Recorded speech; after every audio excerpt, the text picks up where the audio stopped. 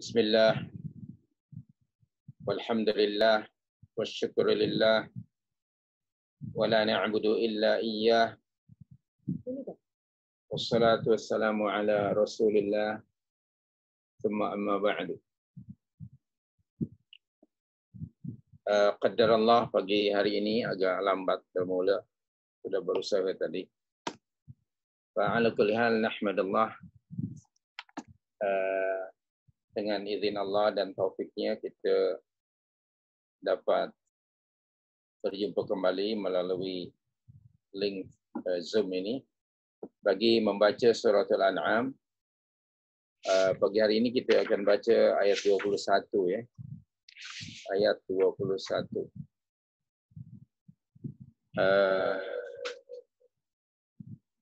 Okey. Yang ini mesti kalau open setiap ni guys, setiap.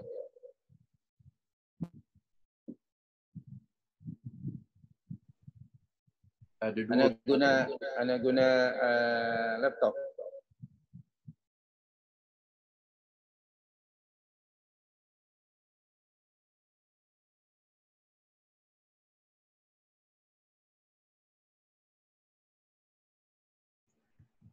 Laptop tu nak kena unmute dulu ya.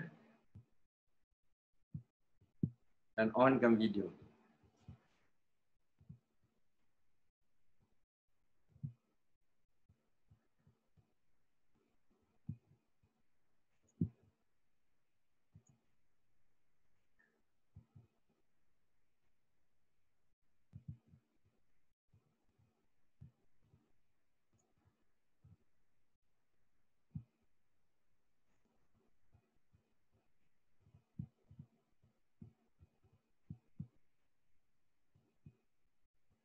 Ustaz nak kena unmute, kemudian onkan video. Sabar ya, Ustaz pakai laptop pagi ni.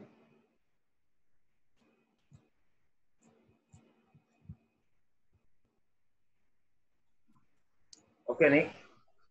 Okey, jelas. Okey ya. Okey. Okey, silakan. Ustaz kena adjust diri Ustaz dulu ya. Lang. Ya. Okey. Silakan. Okey ni. Halo. Ya, jelas. Okey ya. Boleh kita mula. Silakan. Okey, sebagaimana tadi disebut bahawa kita akan membaca surah Al-An'am ayat yang ke-21 ya. Anda baca ya, you all dengar aja ke? Atau nak ikut? Dengar aja ya.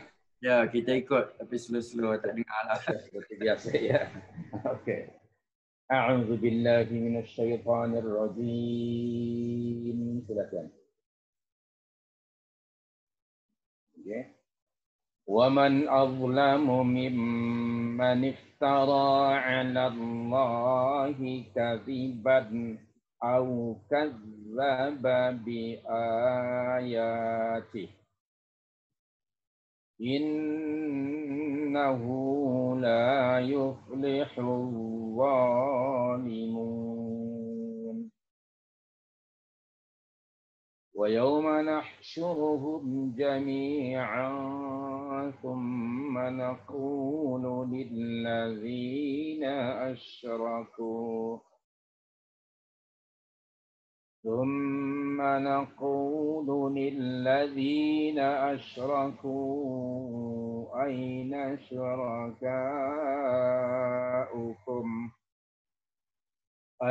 شركاؤكم الذين كنتم تزعمون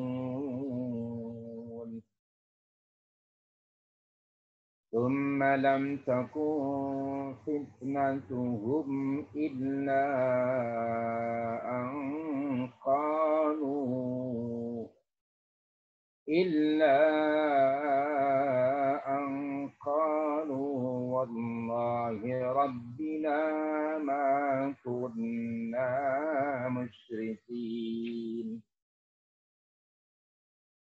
انظر كيف كذبوا على أنفسهم وضل عنهم ما كانوا يفترون.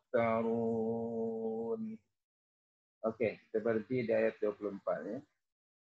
Terjemahan makna ayat 21. Waman azlamu, dan siapakah lagi yang lebih zalim, mimman, daripada orang, iftara 'ala Allahi kadhiba, yang mengada-adakan pendustaan terhadap Allah, atau kadzdzaba bi ayati, mendustakan ayat-ayatnya. Innahu la yuflihul zalimun, sesungguhnya orang yang zalim itu tidak akan berjaya. Ayat 22.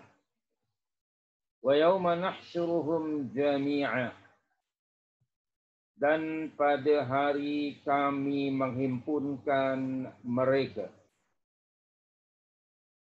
Tsumma naqulu lilladzina asyraku, kemudian kami berfirman kepada orang-orang musyrik, aina syurakaukum alladzina kuntum taz'umun, manakah sembahan-sembahan yang dahulu kamu katakan sekutu Allah. Tsumma lam takun fitnatuhum, kemudian tidak ada jawapan bohong mereka, illa, selain daripada angqalu, mereka berkata dengan dusta, wallahi rabbina ma kunna musyrikin, demi Allah Tuhan kami tidak pernah menjadikan orang yang mempersekutukan Allah. Kemudian ayat 24, unzur, lihatlah, perhatikanlah, kaifa kadzabu ala anfusihim, bagaimana mereka berdusta terhadap diri mereka sendiri. Wa dhalla anhum ma kanu yaftarun, dan bagaimana hilang daripada mereka, hilang dan lenyapnya daripada mereka apa yang telah mereka ada-adakan sebagai sekutu Allah itu. Demikianlah firman Allah surah yang ke-6 ayat 21 hingga 24 serta terjemahan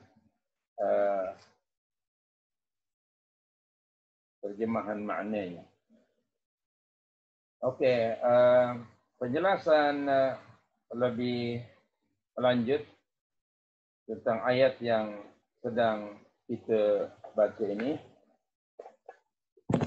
Ya, musta'inan billah, dengan memohon pertolongan kepada Allah Subhanahu wa taala, kita akan coba jelaskan dan terangkan ayat yang kita baca ini. Firman Allah, waman azlamu, waman azlamu, dan siapakah yang lebih zalim. Di ayat sebelum ini ya, telah dijelaskan sikap ahlul kitab terhadap kitab mereka sendiri dan terhadap kerasulan Muhammad sallallahu alaihi wasallam, yang akhirnya mereka menjadi orang-orang yang merugi. Pada ayat 21 ini Allah menerangkan, menjelaskan bahawa tidak ada orang yang lebih zalim daripada orang yang mengada-adakan mengada-adakan suatu dusta yang dinisbahkan kepada Allah. Ya. Di sini waman azlamu. Kalimah azlamu bentuk superlatif dari zulmun. Zulmun itu diterjemahkan bahasa kita kezaliman. Azlamu maknanya kezaliman yang amat sangat. Berbentuk superlatif. Siapakah yang lebih zalim? Jadi maknanya azlamun ini dia sikap kezaliman yang luar biasa. Yaitu apa di sini? Iftira 'ala Allahil kadhib. Mengada-adakan atau membuat sesuatu dusta terhadap Allah.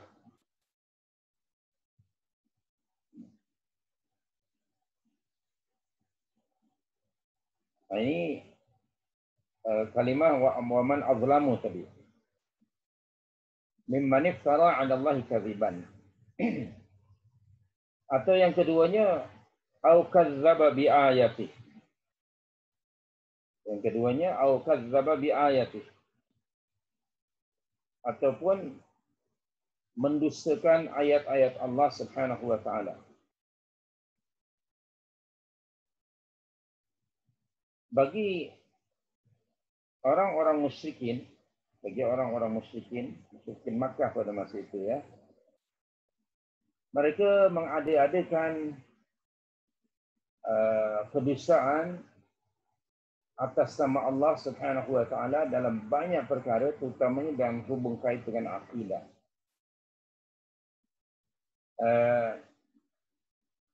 Misalnya termasuk iftira 'ala Allah ialah menduakan Allah dalam peribadatan.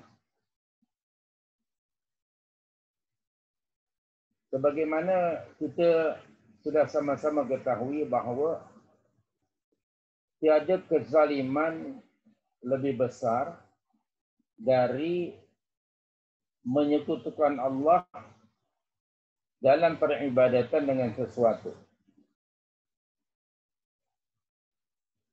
Mari kita rujuk surah Luqman ayat 13. Surah Luqman, surah 31 ayat 13. Allah berfirman, Bismillahirrahmanirrahim. Kita jumpa ayatnya, surah Luqman ayat 13. Nah, ini ayatnya ya, surah Luqman 13. Allah Subhanahu wa taala berfirman menceritakan Luqman alaihissalam dan anaknya. Bismillahirrahmanirrahim. Wa idh qala Luqmanu libnihi. Dan ingatlah ketika Luqman berkata kepada anaknya, wa huwa ya'idhuhu. Semasa dia menasihati anaknya itu. Ya'idhu maknanya menasihati dengan penuh kasih sayang. Root word-nya mau'izah. Root word-nya mau'izah. Memberi nasihat, pengajaran dengan penuh kasih sayang. dari seorang ayah pada anaknya. Apa dia mau'izahnya? Ya bunayya. Bukan ya beni, wahai ibni, tak. Ya bunayya, wahai ananda. Dalam bahasa kitanya. Anak kesayanganku. La tusyrik billah. Janganlah engkau mempersekutukan Allah. Janganlah engkau mempersekutukan Allah dengan sesuatu yang lain dalam peribadatan.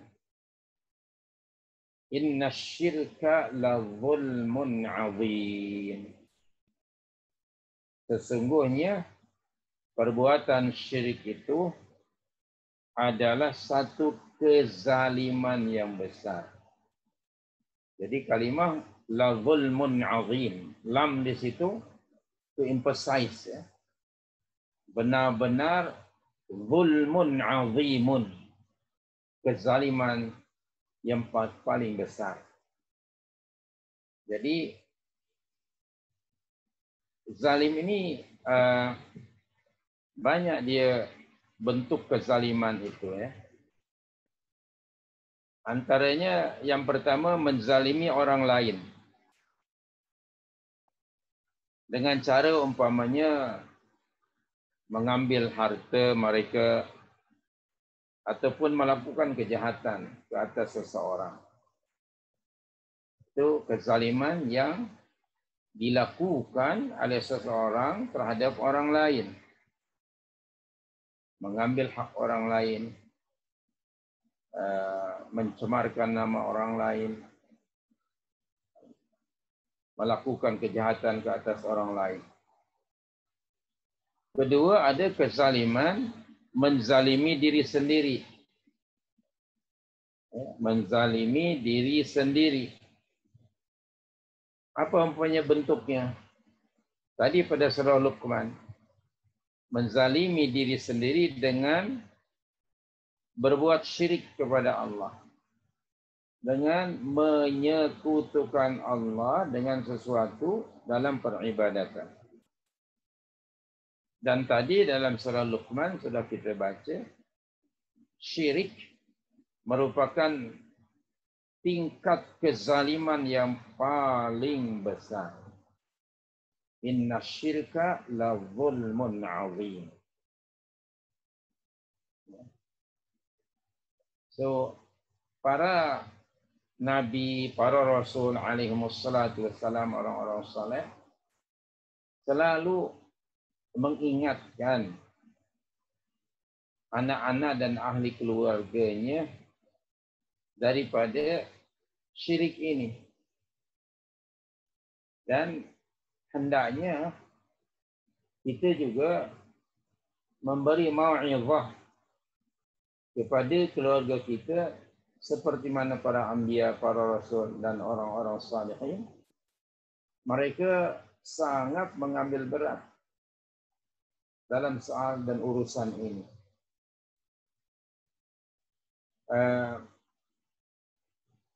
Misalnya kita juga pernah baca dalam surah Al-Baqarah ayat 133.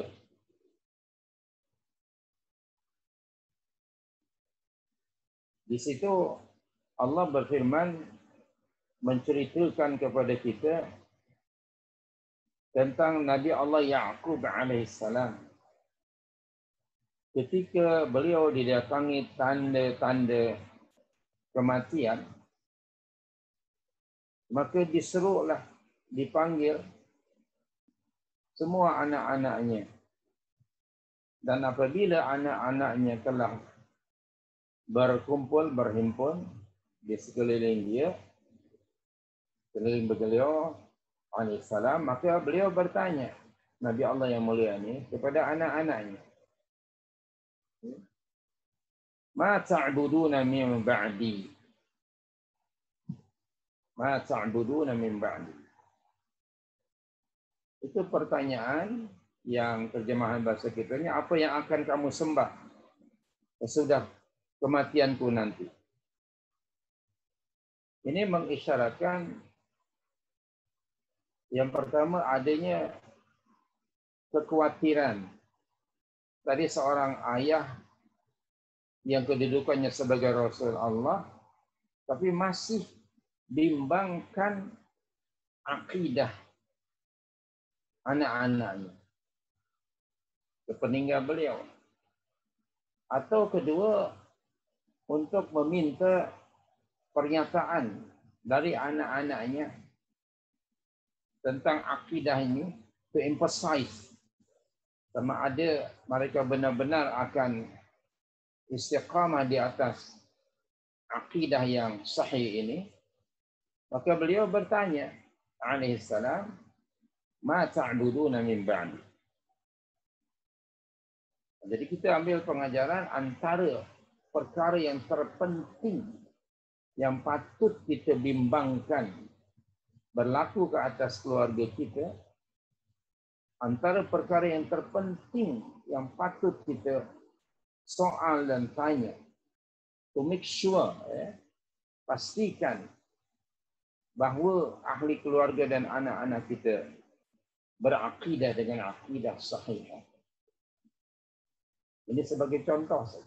Maka ketika anaknya menjawab, qalu na'budu ilahak wa ilaha abaika Ibrahim wa Ismail wa Ishaq ilaha wahida wa nahnu lahu muslimun. Maka jawaban mereka ini sangat menggembirakan Nabi Allah Yaqub, menenangkan beliau dan beliau rasa lega. Artinya dalam bahasa kita, kalau beliau meninggal pun sudah tak ada beban lagi. Jadi telah mendapat pengakuan secara lisan dan langsung dari anak-anaknya bahawa anak-anaknya akan tetap mentauhidkan Allah Subhanahu wa taala. Barangkali di zaman kita ni jarang orang tua berpesan pada anak-anaknya tentang akidah, kepentingan akidah. Jarang orang tua yang bimbangkan akidah anak-anaknya sebelum meninggal dunia. Barangkali kita lebih bimbangkan kehidupan material anak-anak kita daripada akidah. Jadi sekali lagi ambil pengajaran ini. Sebab na'udzubillah min zalik, merujuk juga tadi pada mau'izah atau nasihat Luqman kepada anak yang disayanginya. Dia mengatakan, ya bunayya la tusyrik billah inna syirka la zulmun azim. Sebab kita juga selalu katakan dosa-dosa yang lain itu terletak di bawah masyiatullah, kehendak Allah di akhirat nanti. Dosa selain daripada syirik tahta masyiatillah, di bawah kehendak Allah, terletak di bawah kehendak Allah. Insya'a 'adzaba wa insya'a ghafara. Kalau Allah menghendaki hendak mengazabnya, maka Allah mengazab, dan jika Allah hendak mengampunkannya, maka Allah mengampunkan, melainkan dosa syirik. Kita semua tahu dalilnya dalam surah 4 ayat 48 dan 116. An-Nisa 48, firman Allah Subhanahu wa taala, Bismillahirrahmanirrahim. Innallaha la yaghfiru ayyushraka bihi wa yaghfiru ma duna dzalika liman yasha. Itu ayat.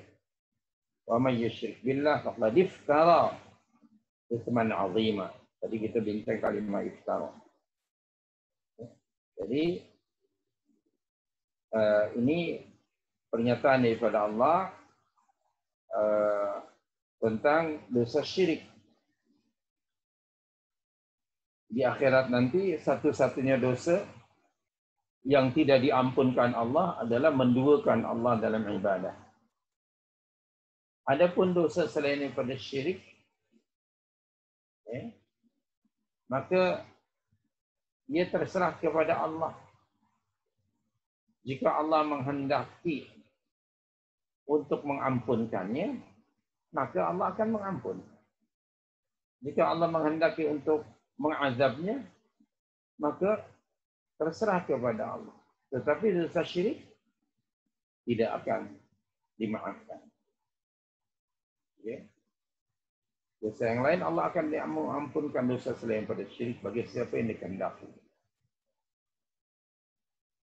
Dan barang siapa yang menyekutukan Allah, mempersekutukan Allah dengan sesuatu yang lain, maka sesungguhnya faqad iftara itsman 'azima. Sungguh ia telah melakukan dosa yang sangat besar. Nah, ayat yang serupa pada surah yang sama 116.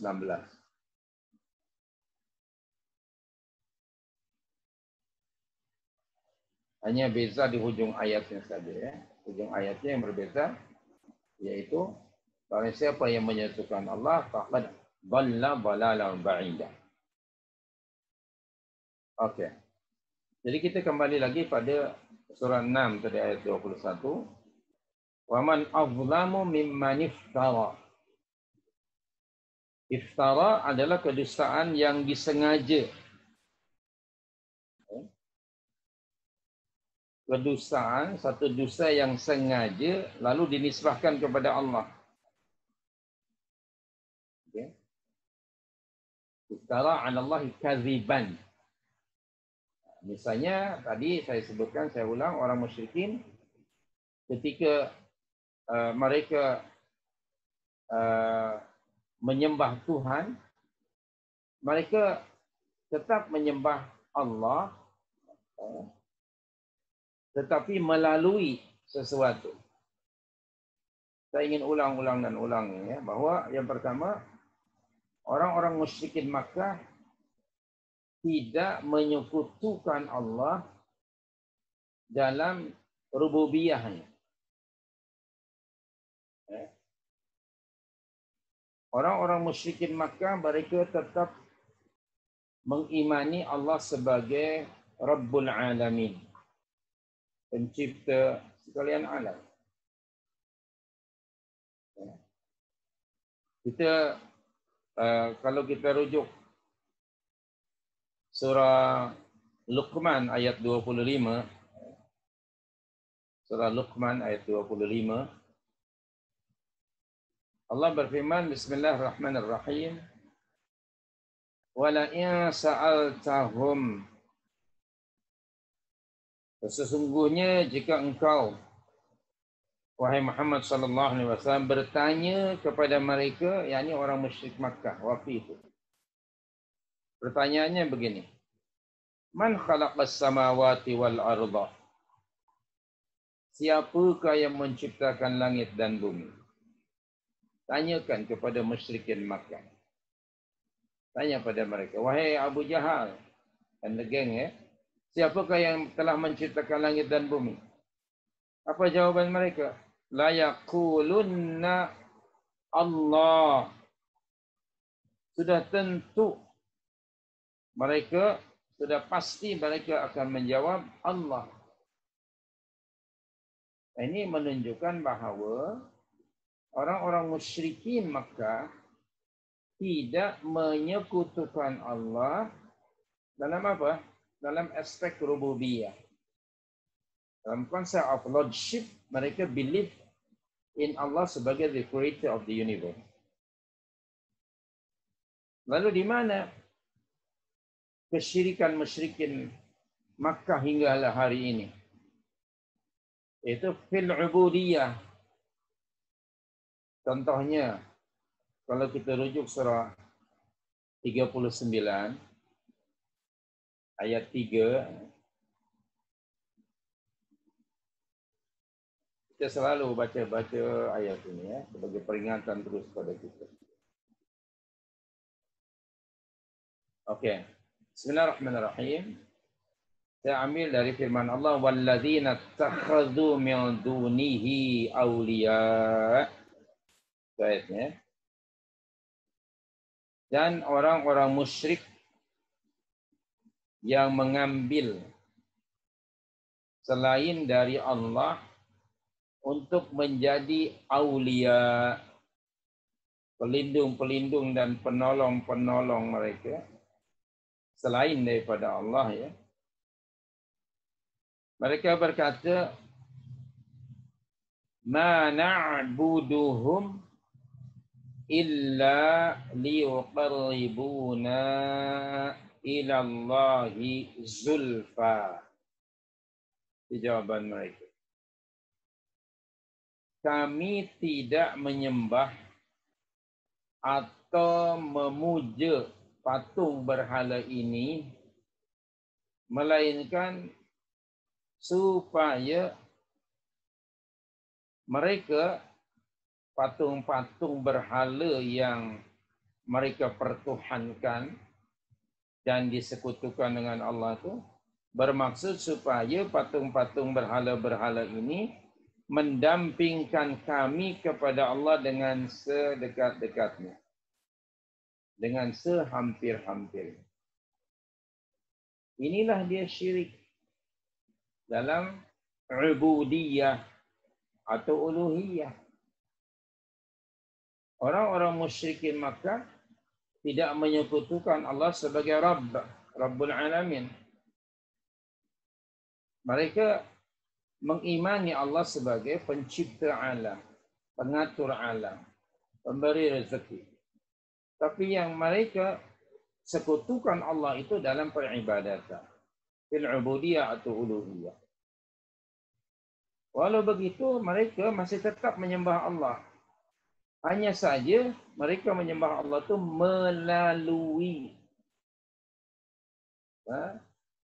melalui patung berhala. Mereka mendekatkan diri kepada Allah, bertawassul kepada Allah dengan wasilah berhala.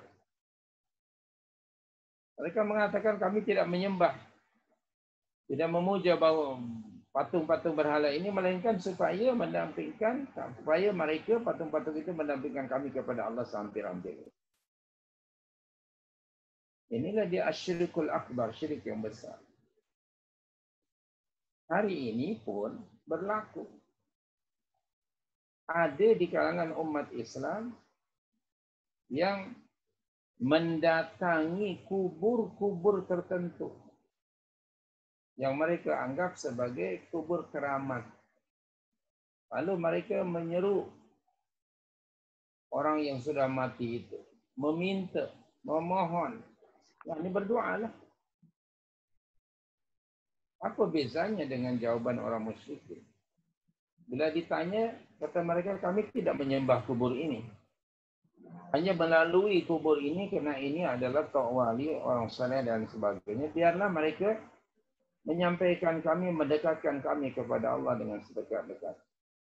Apa bezanya dengan jawaban musyrikin Makkah? Ini sedang berlaku dan dilakukan oleh sebagian umat Islam.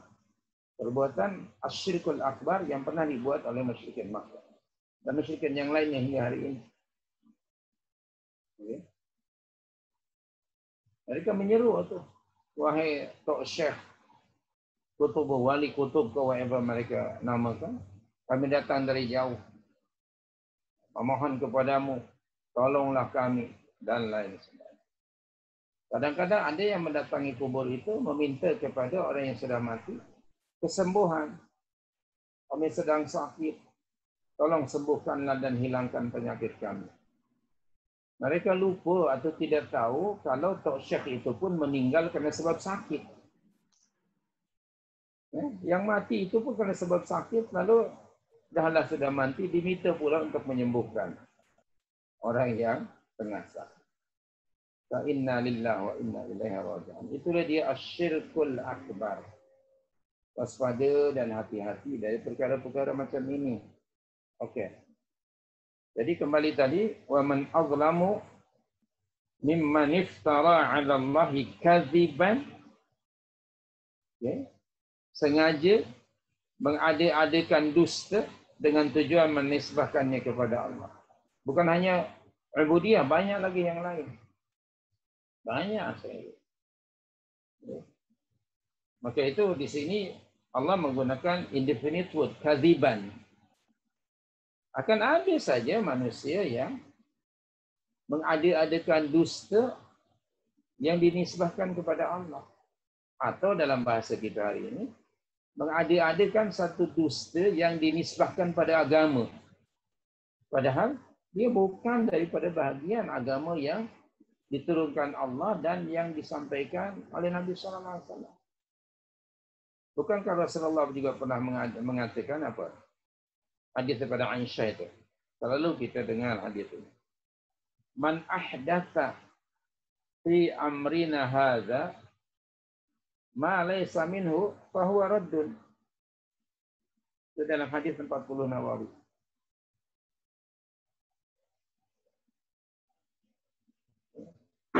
Pada hadis 40 Nawawi, hadis nombor yang ke-5 kata daripada Ummul Mukminin Aisyah radhiyallahu anha, dia berkata bahawa Rasulullah sallallahu alaihi wasallam telah bersabda, "Man ahdatha fi amrina hadza ma laysa minhu fa huwa raddun." Barang siapa yang mengada-adakan sesuatu perkara yang baru dalam urusan agama kami ini, padahal ia bukan dari bahagian agama, maka amalan ini akan tertolak. Bahawa raddun, maka ianya tertolak, ini tidak diterima. Selanjutnya dalam riwayat Muslim, Rasulullah bersabda, "Man amila amalan laisa alaihi amruna fahuwa raddun." Kalau tadi mengada-adakan ahdatha, sama dengan iftara, mengada-adakan kedustaan terhadap Allah, terhadap agama ini. Itu dosa besar. Keduanya, barang siapa yang mengerjakan suatu amalan yang tidak ada asal usulnya dengan agama kita, maka ia juga tertolak. Serius ini masalah ini. Jadi kita hubung kaitkan tadi dengan iftira 'ala Allahi kadzib. Mengada-adakan dusta, sengaja mengadakan dusta dinisbahkan pada Allah. Hadis Nabi tadi, sengaja mengada-adakan sesuatu yang baharu yang dinisbahkan pada agama Islam. Padahal ia bukan daripada ajaran agama Islam. So what do you think? Dosanya sama tak dengan iftira tadi? Besar dosanya. Oleh itu kata Imam Malik rahimahullah mengatakan, barang siapa yang mengada-adakan sesuatu yang baru dalam agama Islam ini, padahal dia bukan dari bahagian agama itu, maka si fulan orang itu telah menuduh bahawa agama ini belum sempurna. Padahal Allah sudah berfirman surah 5 ayat 3 yang selalu kita baca dan kita semua sudah hafal ayat. Al-yawma akmaltu lakum dinakum wa atmamtu 'alaikum ni'mati wa raditu lakumul Islam madina. Di tengah-tengah ayat ini. Allah sudah berfirman, pada hari ini telah kusempurnakan bagimu agamamu. Tengah-tengah ayat. Al-yawma akmaltu lakum dinakum. Di bawah. Al-yawma di bawah. Pada hari ini telah aku sempurnakan bagimu agamamu. Allah yang berfirman. Betul, pada hari ini, yakni hari Arafah waktu itu. 15 abad yang lalu. Aku telah sempurnakan bagi kamu agamamu. Maka orang yang mengada-adakan sesuatu yang baru lalu dinisbahkan pada agama, dimasukkan dalam agama, berarti ia telah menuduh agama ini belum sempurna. Tuduhan itu bercanggah dengan firman Allah ini. Kedua, orang yang mengada-adakan sesuatu yang baru atau amalan dalam Islam yang dinisbahkan pada Islam padahal bukan bagian Islam, ia telah menuduh, na'udzubillah, bahwa Muhammad sallallahu alaihi wasallam telah khianat terhadap risalah ini. Padahal Rasulullah sallallahu alaihi wasallam telah menyampaikan risalah ilahiyah ini. Tiada satu pun perkara yang diterimanya daripada Allah melainkan telah disampaikan. Allah berfirman dalam banyak ayat, antara lain surah 5 ayat 67, Al-Maidah 67.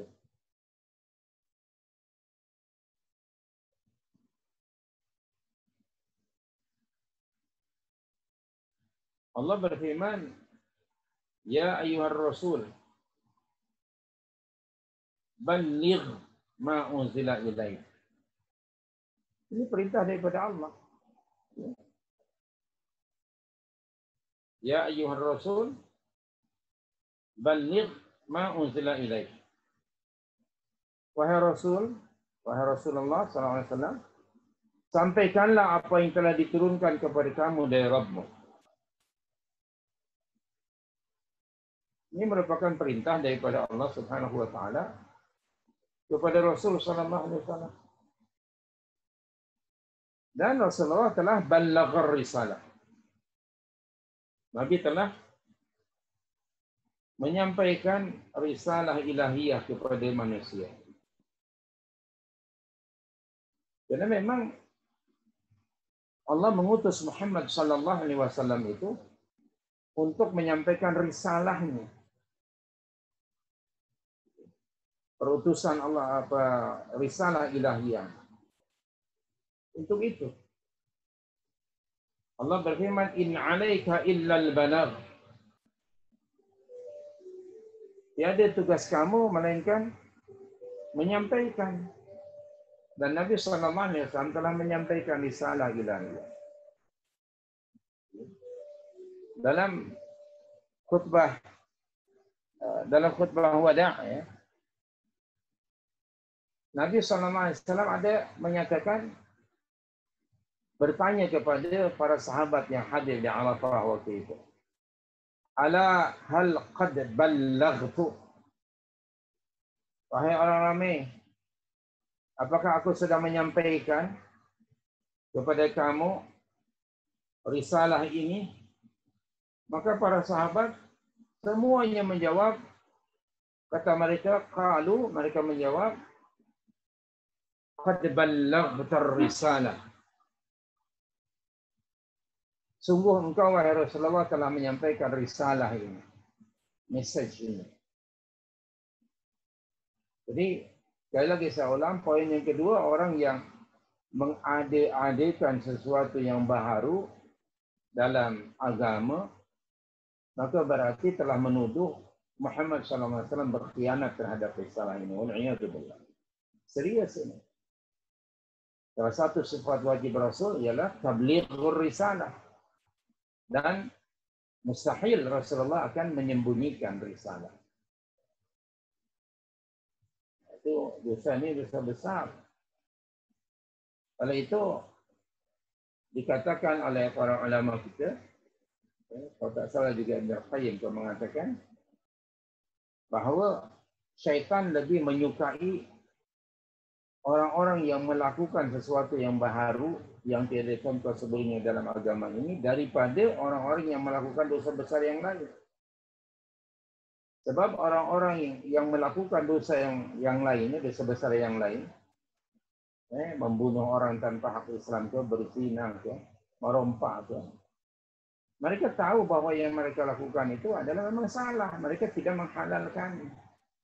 Tapi orang-orang yang mengadakan sesuatu yang baru dalam agama, mereka meyakini benda itu adalah benar, baik.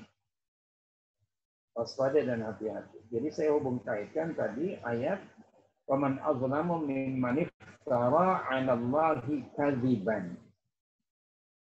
Dengan realiti umat yang telah diingatkan oleh baginda sallallahu alaihi wasallam supaya jangan mengada-adakan sesuatu yang baru dalam agama. Ya.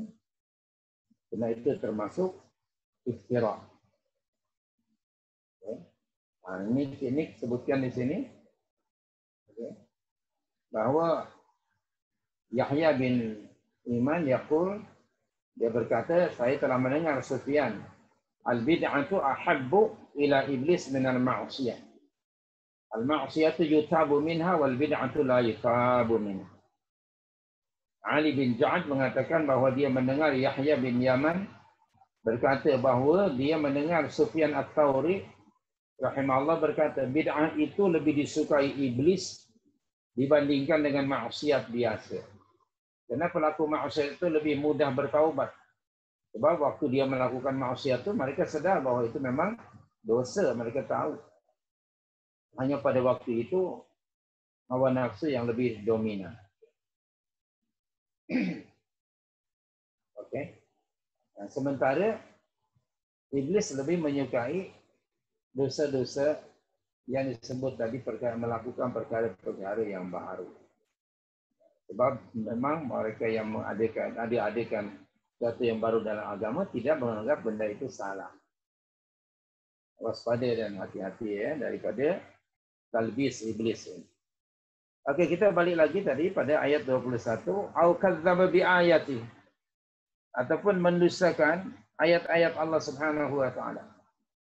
Yang dimaksud dengan ayat di sini ialah sama ada keterangan-keterangan, penjelasan-penjelasan tentang keesaan Allah, tentang risalah, tentang kerasulan Nabi sallallahu alaihi wasallam.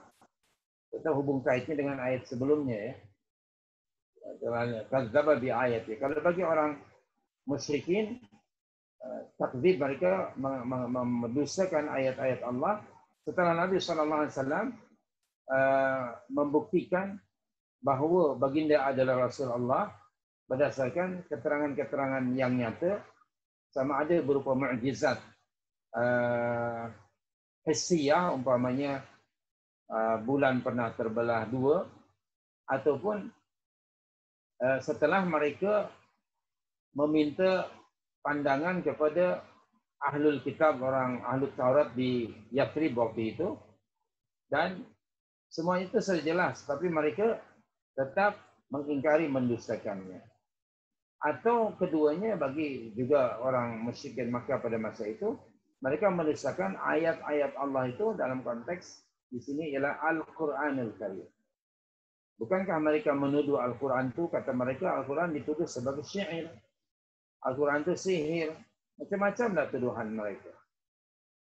Bagi people of the book, mereka mendustakan ayat-ayat Allah dalam konteks mereka mendustakan ayat-ayat Allah yang ada di dalam kitab mereka sendiri yang menjelaskan, menerangkan tentang Rasul akhir zaman.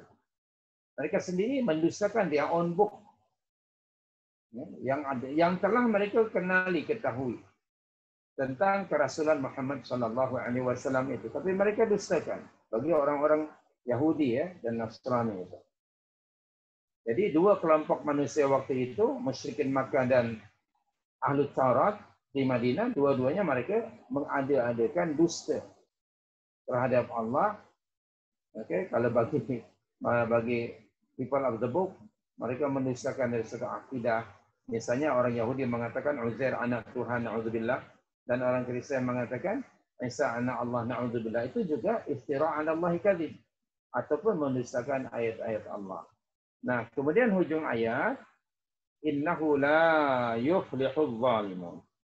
Ini satu confirmation daripada Allah Subhanahu wa taala bahawa sesungguhnya apa? La innahu la yuflihul zalimun. Sesungguhnya orang-orang yang zalim itu tidak akan beruntung, tidak akan mendapat keuntungan. Innahu la yuflihul zalimun. La innahu la yuflihul zalimun. Jadi sama ada di sini merujuk kepada people of the book ataupun pada musyrikin Makkah Jadi Allah sudah bagi tahu bahawa orang-orang zalim tidak akan pernah mendapat kemenangan, keuntungan, kejayaan. Ini hanya dari apa? Akibat kezaliman tadi. Iftira' 'ala Allah kadzib ataupun takdzib ayat Allah. Itu zalim. Nah, kalau ada orang yang berbuat begitu, akibatnya apa? Implikasinya la yuflihul zalimun.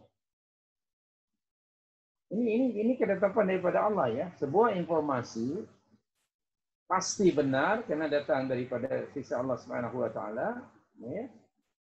Innahu la yuflihul zalimun itu pasti berlaku dan sekaligus sebagai warning.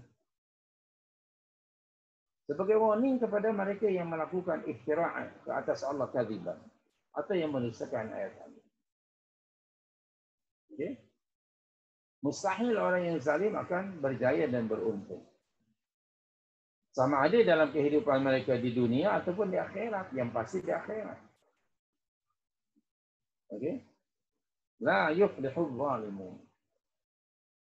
Maka jauhkan diri kita dari mengada-adakan dusta terhadap Allah.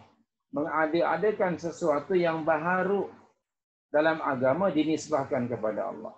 Atau mendustakan syariat Allah yang telah diturunkannya, ditetapkannya. Termasuk mendustakan ayat-ayat Allah ialah mengubah suai ayat-ayat Allah Subhanahu wa taala. Kalau kita sudah tahu, kalau people of the book, mereka mengubah suai dengan tangan mereka dan ini dengan menokok tambah kitab Taurat, menukar ganti ayat-ayat, ataupun menyembunyikan. Kita sudah baca itu Al-Baqarah 79. Pada surah Al-Baqarah ayat 79. Fawailul lil ladzina yaktubuna al-kitaba bi aydihim thumma yaquluna hadza min 'indillah liyashtaru bihi thamanan qalila. Fawailul lahum mimma katabat aydihim wa wailul lahum mimma yaktubun.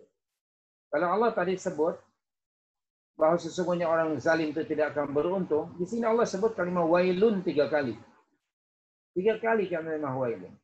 Bagi ulama-ulama Yahudi waktu itu, sama ada menyembunyikan ayat-ayat Taurat yang ada hubung kait dengan kenabian Muhammad SAW, ataupun mereka mengubah ayat-ayat itu, sifat-sifat Rasul yang ada dalam kitab mereka diubah oleh mereka, ataupun yang ketiganya mereka menepuk tambah, mengurangi atau menambah.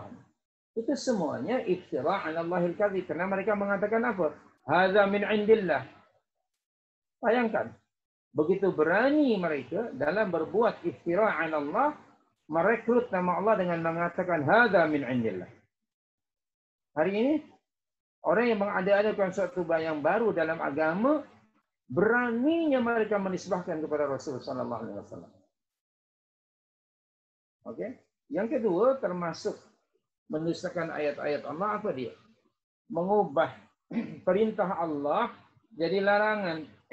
Larangan pula jadi apa? Jadi perintah. Allah menurunkan Al-Quran di dalamnya ada hidayah, petunjuk. Bagi menunjuk ke manusia to guide humankind di dunia ini dengan adanya apa? Perintah dan larangan.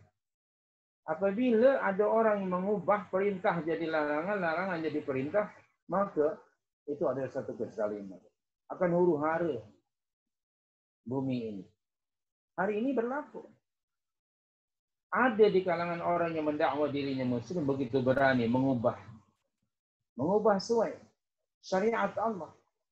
Yang halal jadi haram, na'udzubillah. Yang haram jadi halal. Perintah jadi larangan, larangan jadi perintah. Na'udzubillah min dzalik. Begitu berani mereka. Ini semuanya termasuk iftira' 'ala Allah kadzib dan takdzib ayatillah. Kita mesti saling mengingatkan, menasihati umat ini. Di antara kesan buruk, kenapa berlaku kecelaruan dalam hidup dunia ni manusiaannya dan termasuk umat Islam ialah kerana kita memiliki sikap, ada pada kita sikap people of the book dan juga musyrikin. Dalam kedua-dua tadi, mengadik-adikan sesuatu yang baru dinisbahkan pada agama kepada Allah, ataupun mendustakan ayat-ayat Al-Quran Al-Karim dengan macam-macam bentuk pendustaan, dan pasti tidak akan berjaya. La yuflihul zalimun. La di situ untuk menafikan. Okay? Sesungguhnya orang-orang yang zalim itu tidak akan berjaya dalam hidup mereka. Apalagi nanti di akhirat. Jadi ayat ini kita pahami tidak hanya literally, tapi kita boleh hubung kaitkan dengan kehidupan kita di dunia hari ini. Kenapa kita ataupun manusia sekarang ini tidak falah, tidak muflihun, tidak berjaya, tidak beruntung? Antara faktor penyebabnya ialah mengadik-adikan perkara dusta terhadap Allah. Atau dusta itu dibungkus atas nama agama. Atau yang kedua, mendustakan ayat-ayat Al-Quran Al-Karim.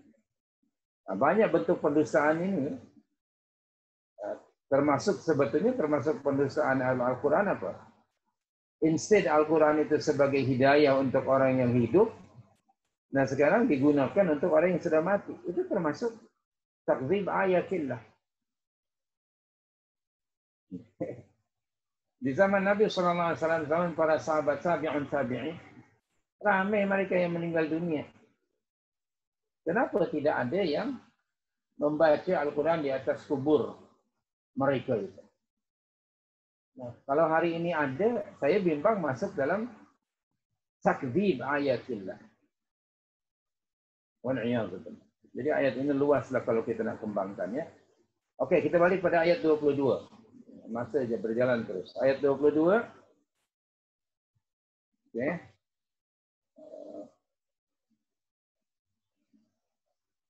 Oke. Ayat yang ke-22, wa yauma nahsyuruhum jami'a. Dan ingatlah hari kiamat yang padanya kami himpunkan mereka. Nah, ini satu amaran daripada Allah Subhanahu wa taala.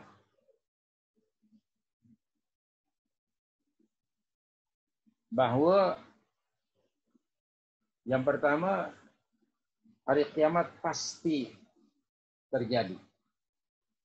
Itu kita yakini. Pasti. Kemudian setelah berlaku kiamat, ada hari kebangkitan. Setiap manusia akan dibangkitkan dari kubur masing-masing. Berikutnya ada yaumul hasyr. Di sini nahsyuruhum. Atau dalam bentuk present and future verb, nahsyuru. Kami himpunkan mereka. Hari penghimpunan manusia disebut yaumul hasyr, the day of gathering.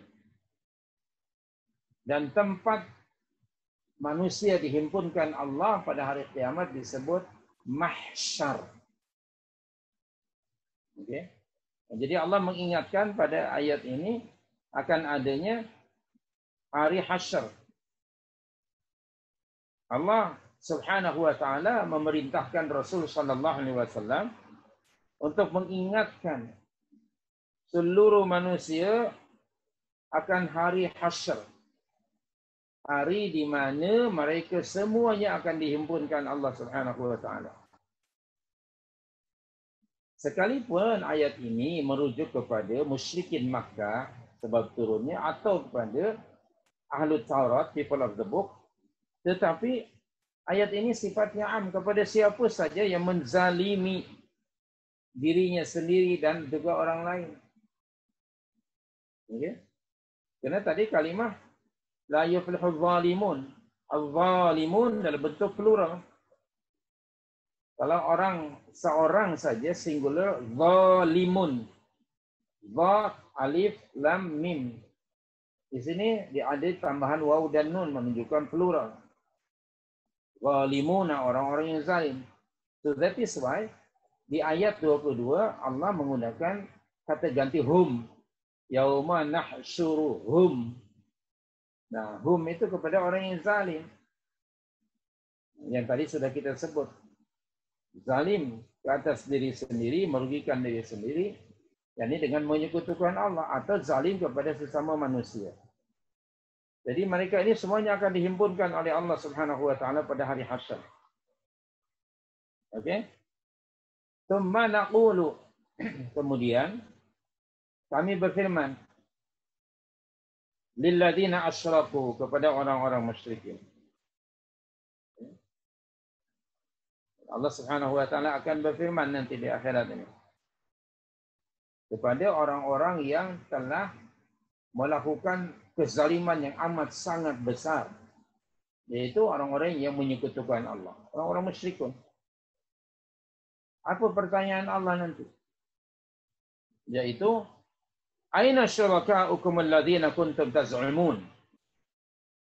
Itu pertanyaannya. Ditujukan kepada orang-orang yang musyrikun, orang-orang yang zalimun. Aina syurakaukum alladzina kuntum taz'umun.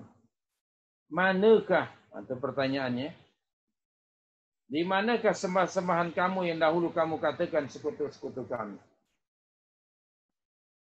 Manakah orang-orang atau benda-benda yang dahulu kamu sifatkan menjadi sekutu Allah? Perkara ini belum berlaku. Tetapi Allah sudah beritahukan, menunjukkan ia pasti akan berlaku. Bahwa Allah akan bertanya kepada musyrikin, mana dia Tuhan-Tuhan yang kamu pertuhan semasa di hidup kamu di dunia dahulu dan kamu jadikan ia sebagai andadan, sebagai partner bagi Allah Subhanahu wa taala dalam beribadah. Mana dia?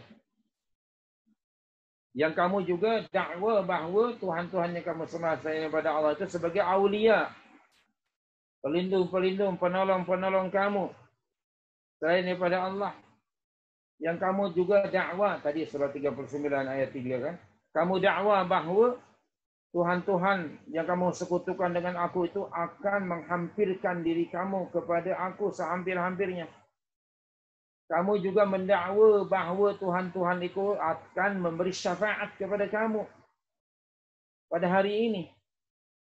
Sebagaimana juga orang-orang yang memuliakan, mengagungkan, mendatangi kubur-kubur yang dikeramatkan. Mereka meyakini bahawa orang-orang yang dalam kubur itu nanti di akhirat akan memberi syafaat. Allah bertanya, aina syurakaukum alladzina kuntum taz'umun?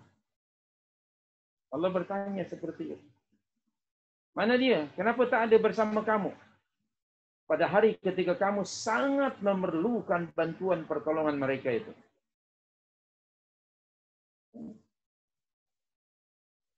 Ada ayat yang lain yang seiras dengan ayat ini. Coba rujuk surah Al-Qasas ayat 62. Surah 28. Ayat 62. Seiras ayatnya. Allah Subhanahu wa taala akan menyeru mereka. Wa yauma yunadihim. Dan pada hari kiamat itu Allah akan menyeru mereka. Siapa? Orang-orang yang zalimun tadi, musyrikun. Orang-orang yang tadi kita sebut. Fayaqulu, kalau Allah Subhanahu wa taala bertanya kepada mereka, aina syurakai alladzina kuntum taz'umun? Tengok di sini kalimat syurakai. Allah bertanya, manakah syuraka? Manakah orang-orang ataupun Tuhan-Tuhan yang kamu sekutukan bagi aku sebagai sekutuku, yang kamu anggap mereka menjadi Tuhan yang dapat memberi pertolongan kepada kamu? Allah bertanya, aina syurakai? Syuraka plural dari syarikun. Kalau singularnya syarikun. Shin, ra, ya, kaf. Itu singular. Syarik maknanya partner, sekutu. Kalau dua, syarikani. Lepas kaf itu ada alif dan nun. Kalau bentuk plural, syuraka. Di sini ayatnya. Shin baris hadapan, ro baris atas, kaf ada alif, ka baris atas, kemudian lepas alif ada hamzah. Syuraka. Itu plural daripada syarikun. Di sini ada ya nisbah. Syuraka iya. Syuraka iya. Ya itu baris atas. Ya nisbah kepada al-mutakallim. Kepada yang sedang bercakap, yaitu Allah Subhanahu wa ta'ala. Maka Allah tanya tadi, mana dia? Sekutu-sekutuku itu.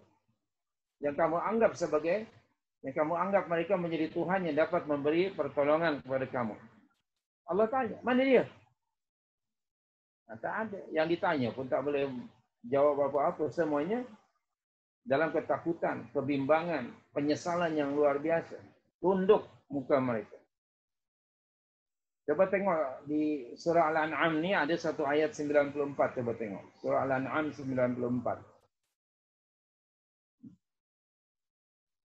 Al-An'am 94. Okey. Okey.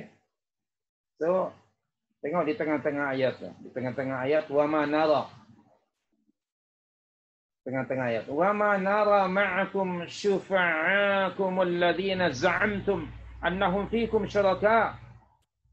Laqad taqatta'a bainakum wa dhalla 'ankum ma kuntum taz'umun. Nah, itu dia. Dan kami tidak melihat di tengah-tengah itu. Dan kami tidak melihat beserta kamu syufa'a. Syufa'a plural daripada syafi'un. Seperti tadi syarif. Shin fa ya ain itu singular. Syafi'un. Pluralnya syufa'a. Maknanya penolong-penolong kamu yang kamu anggap dan sifatkan bahawa mereka ialah sekutu-sekutu Allah dalam kalangan kamu. Betul. Aina syafa'akum alladhina za'amtum annahum fikum syuraka? Laqad taqatta'a bainakum wa dhalla 'ankum ma kuntum taz'umun. Okay. Demi sesungguhnya telah putuslah perhubungan antara kamu dengan mereka.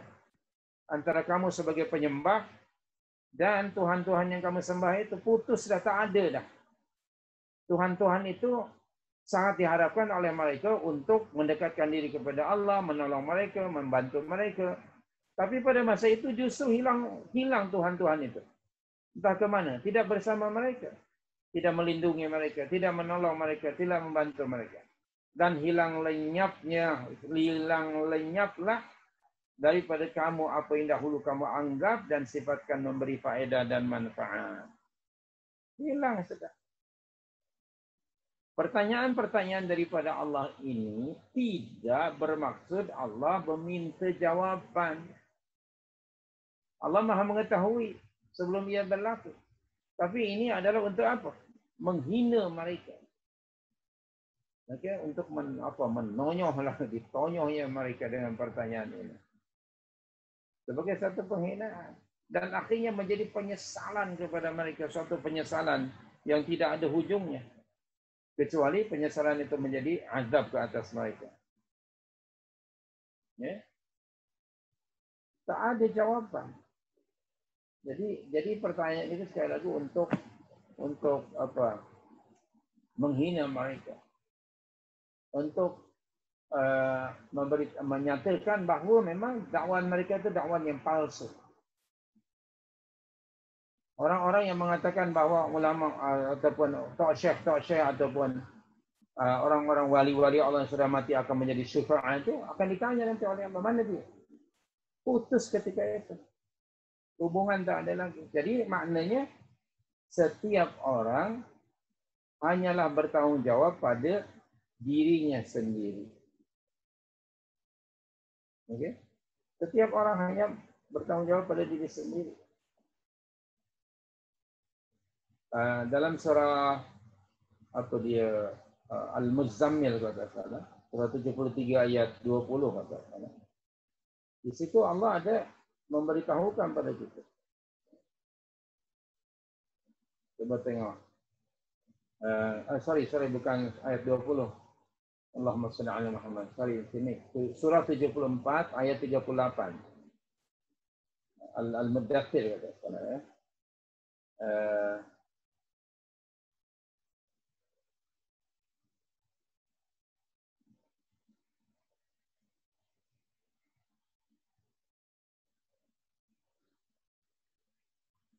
Okay. Itu dia ayat 38. Okay. Kullu nafsin bima kasabat rahina. Okay. Kullu nafsin bima kasabat rahina. Jelas itu. Jadi tiap-tiap orang apa? Terikat dan tidak terlepas daripada balasan buruk bagi apa yang sudah dikerjakannya. Jadi maknanya sendiri-sendiri tiap orang akan bertanggung jawab. Kullu mri'in bimaktasaba rahin. Ada lagi ayat yang seiras dengan ayat itu. Coba rujuk surah 52 ayat 21. Surah At-Tur, surah 52 ayat 21. Itu dia hujung ayat. Kullu mri'in bima kasaba rahin. Kullu mri'in bima kasaba rahin. Tiap-tiap seorang manusia terikat dengan apa yang dikerjakannya. Dan masing-masing akan berdiri sendiri-sendiri di hadapan Allah. Okay. Dan tidak ada siapapun yang dapat memberi pertolongan.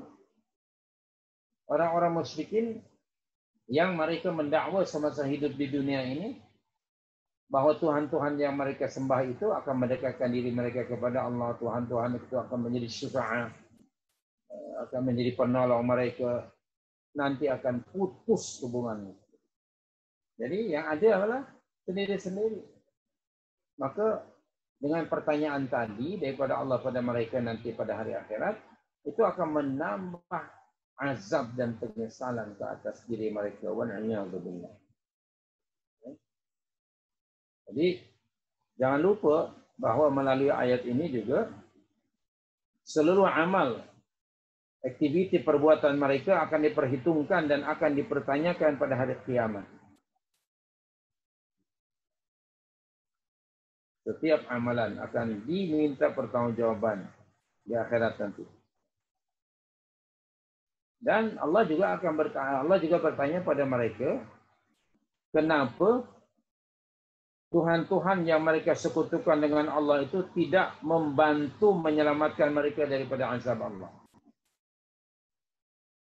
Barulah mereka tahu bahawa pada hari itu tidak ada yang memberi manfaat kecuali amalan sendiri. Yang terakhir ayat 23 lah. Kerana ini ada hubung kait, saya tambah sikit ya. Semalam takun fitnatuhum illa an qalu wallahi rabbina ma kunna musyrikin. Kemudian tidaklah ada akidah kufur mereka selain daripada mereka menjawab apa? Dusta. Demi Allah Tuhan kami tidak pernah menjadi orang-orang yang persekutukan Allah dengan sesuatu apapun. Nah, luar biasa. Di sini ada kalimah fitnah. Secara bahasa bermakna cubaan, dugaan. Ya. Fitnah ni macam-macam lah. Ada dengan cubaan atau dengan fitnah itu, ada kalanya bermaksud untuk membezakan antara yang baik dengan yang buruk, antara mukmin yang sebenarnya dengan mukmin yang berdusta. Itu kalimah fitnah. Umpamanya pada surah 29 ya, ayat 2 dan 3 pada ayat yang ketiga, dengan fitnah itu nanti akan jelas manakah orang mukmin yang sebenarnya dan mana yang palsu. Hasiban nasu ayyutraku ayyaqulu amanna wa hum la yuftanun. La yuftanun tu itu root word-nya fitnah. Root word-nya fitnah, yaitu cubaan. Nah, kemudian di situ makna cubaan tu diuji di bawah. Dengan ujian dan cubaan itu nanti akan nampak jelas sekali dan nyata siapakah yang sadaku dan yang kadzibin. Jelas itu. Siapa orang yang benar-benar beriman dan siapa pula yang palsu berdusta. Jadi di situ ada kalanya fitnah itu di sini tentu berupa perintah dan larangan. Baik. Jadi fitnah atau cobaan itu pada asasnya bukan merupakan sesuatu yang tercela. Itu ketetapan Allah ya. Fitnah itu pada dasarnya bukan sesuatu yang tercela. Akan tetapi hasil buruk dan baik didapatkan dari cobaan tersebut yang berdampak ataupun berimplikasi pada celaan dan pujian. Bukan fitnahnya itu, tetapi apa implikasi dari fitnah itu. Ada orang yang dapat pujian seperti orang mukminin. Ada sebaliknya yang dikeji oleh Allah Subhanahu wa taala. Okey, buruk dia.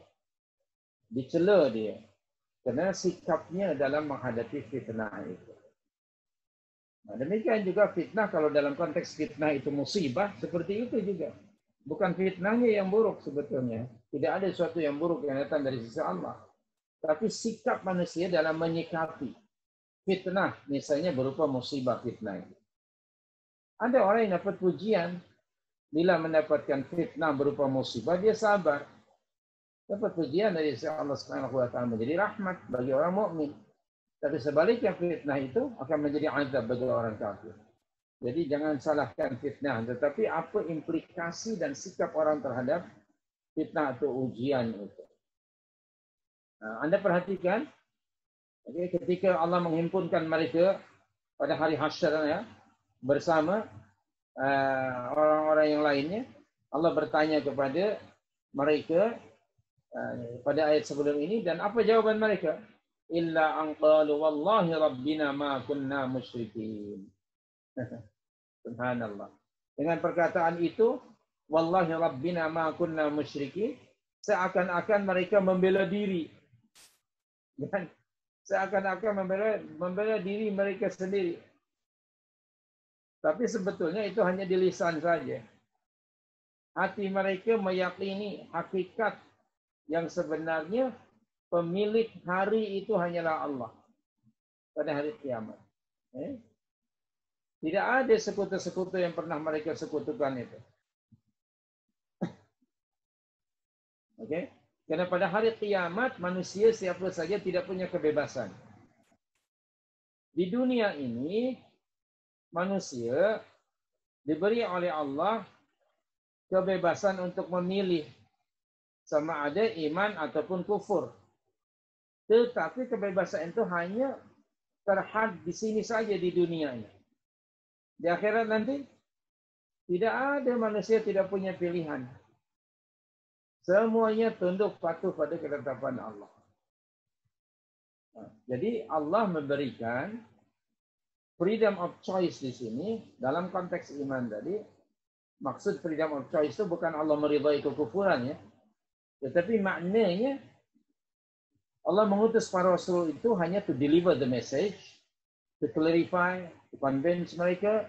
Bila dah sampai, berikan ataupun let them, biarkan mereka memilih sendiri.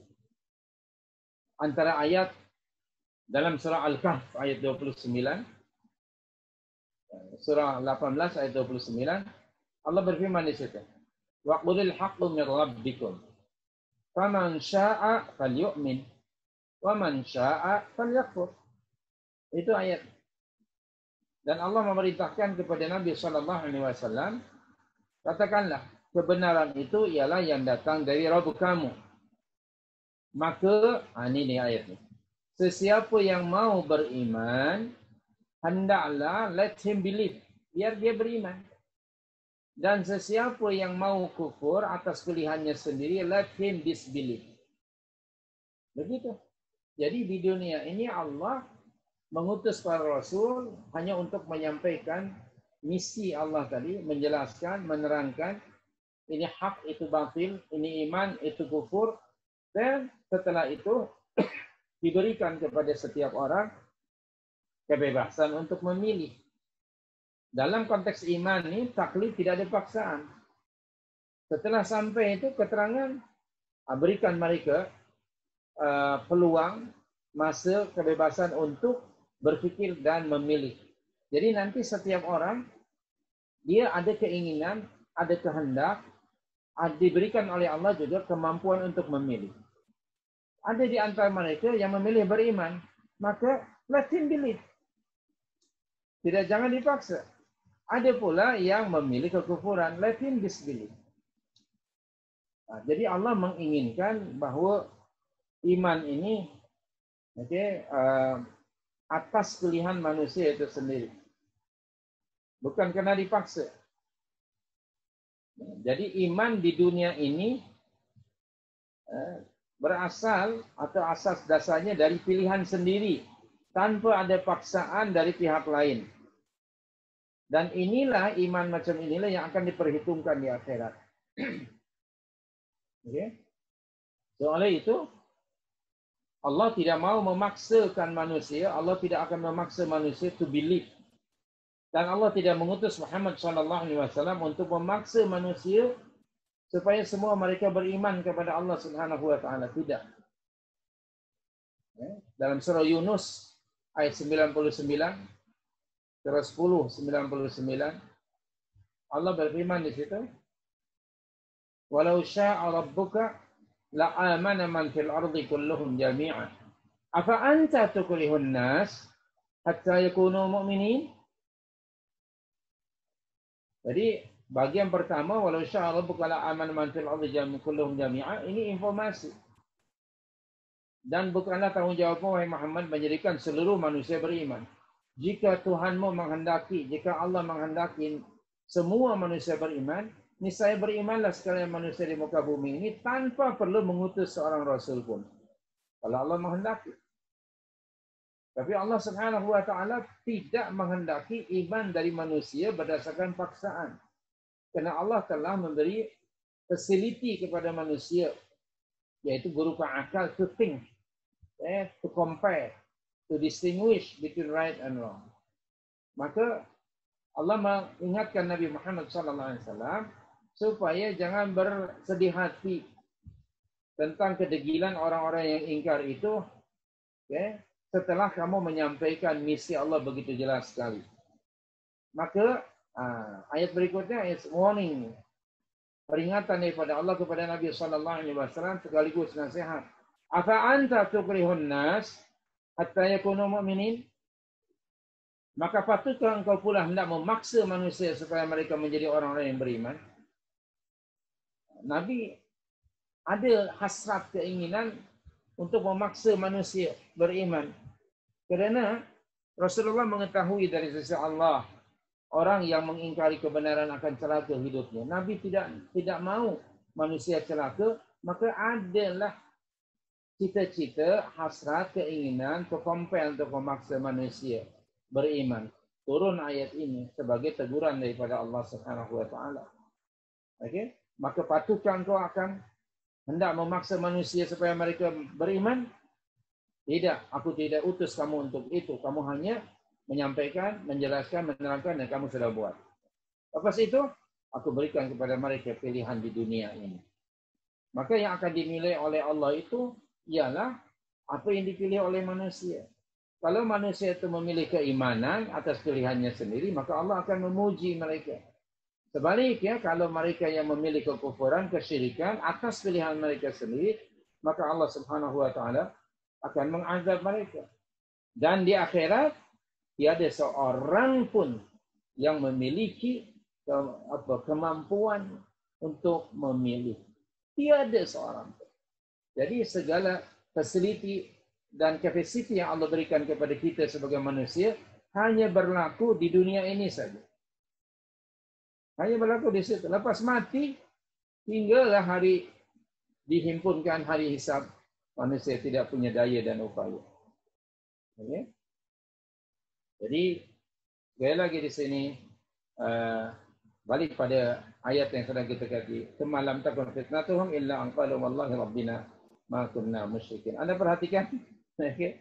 Mereka di dunia pun berdosa, ya Allah. Di akhirat pun mereka berdosa di depan Allah.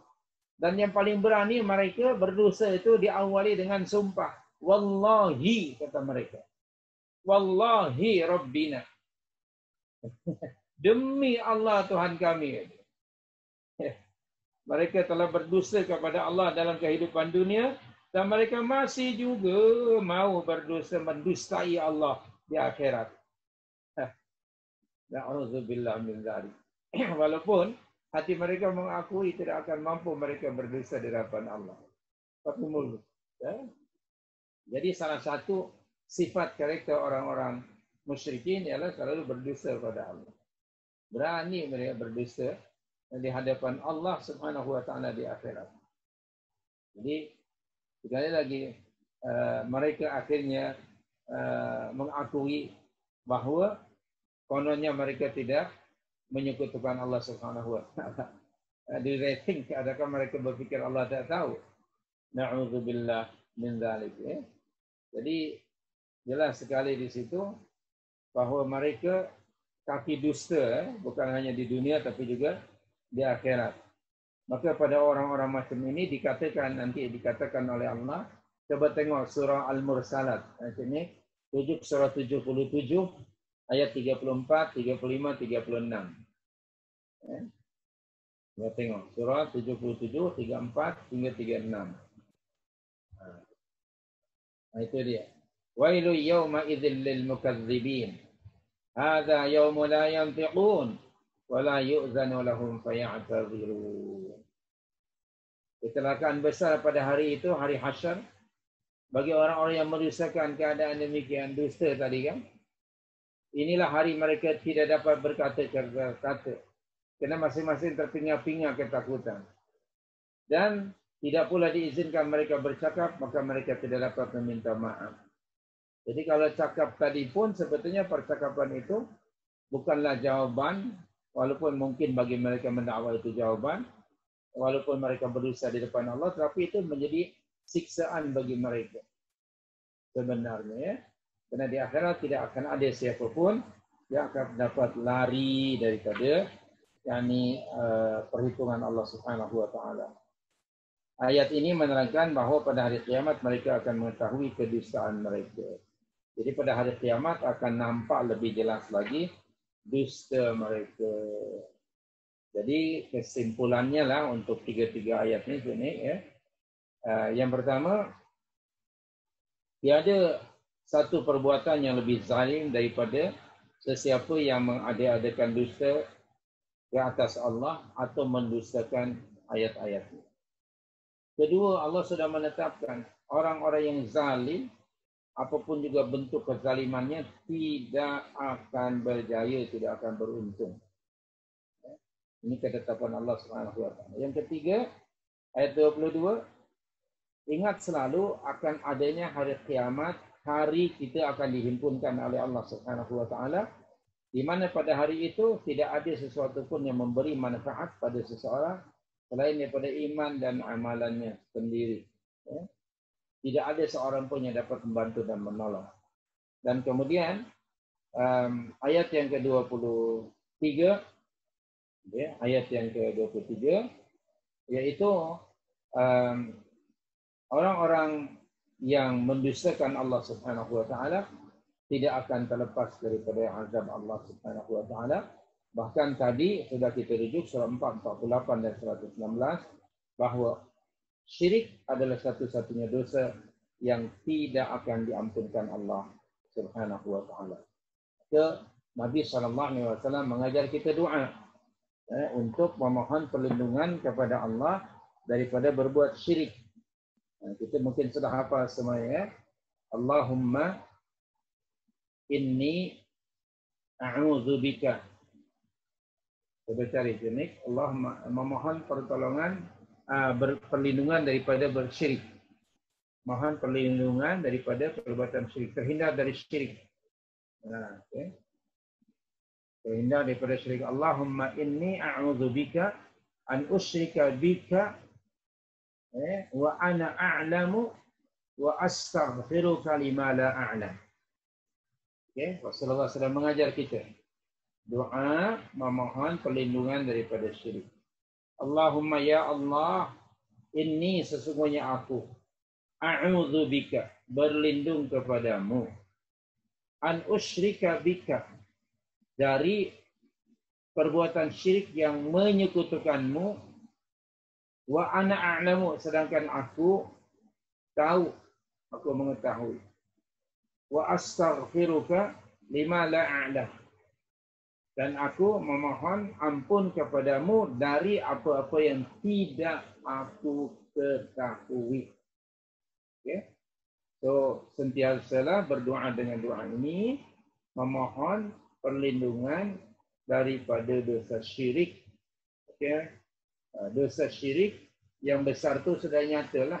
Ada dosa yang kecil, dosa yang tidak nampak, yaitu riya. Tetap kita memohon perlindungan kepada Allah Subhanahu wa taala.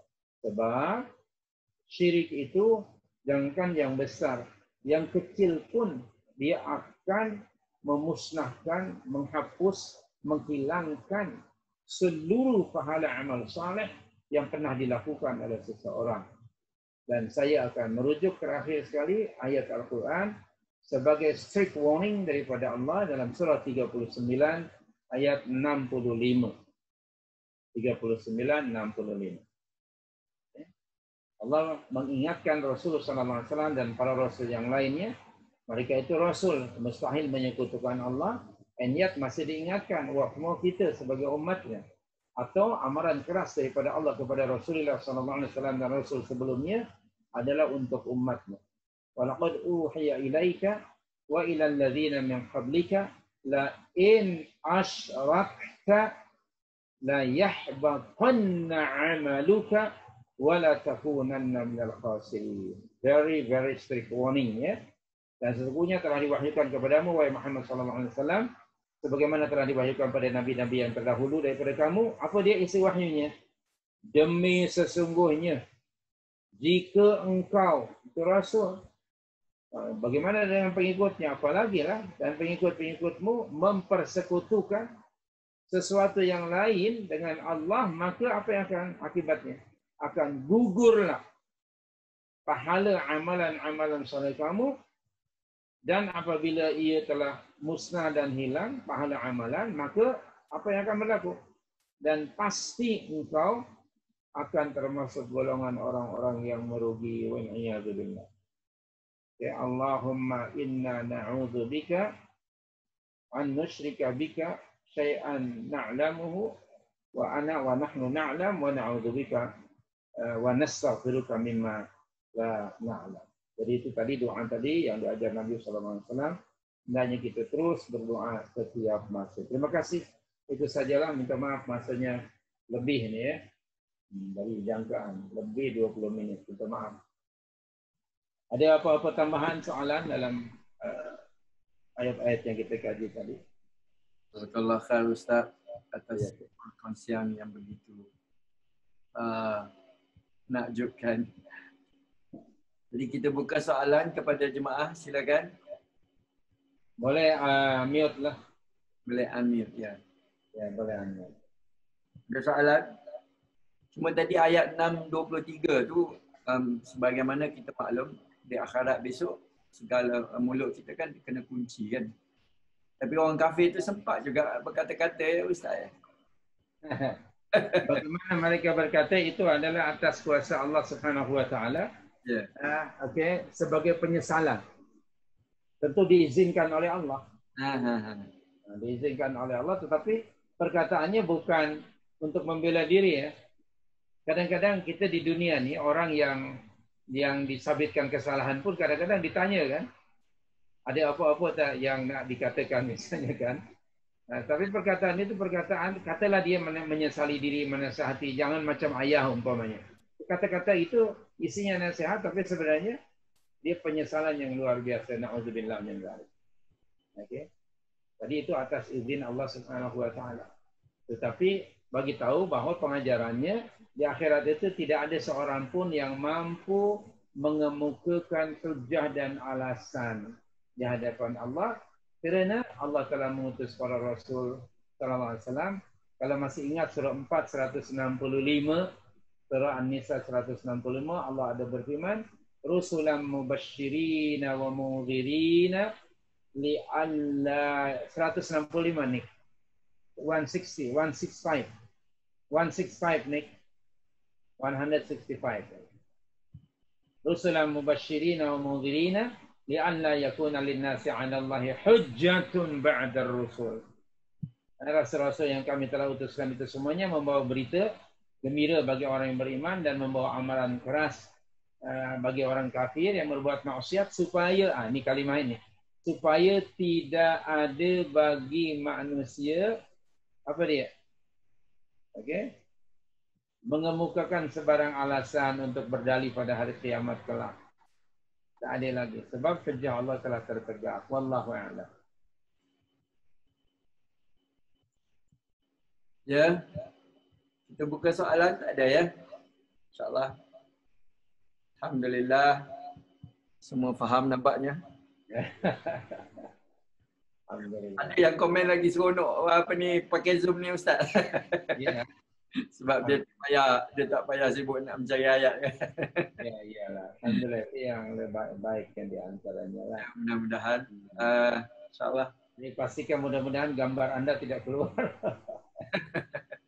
Ya. Kadang-kadang ada yang apa ni tu terlupa ataupun tak sempat. Okey, terima kasih itu saja. Wallahu alam, kita akhiri majlis ilmu ini dengan bacaan tasbih kifarah. Subhanaka Allahumma wa bihamdika asyhadu an la ilaha illa anta astaghfiruka wa atubu ilaika wa sallallahu wa sallama ala nabiyyina Muhammad wa ala alihi wa sahbihi wa baraka wa sallam. Terima kasih. Assalamualaikum warahmatullahi wabarakatuh. Waalaikumsalam.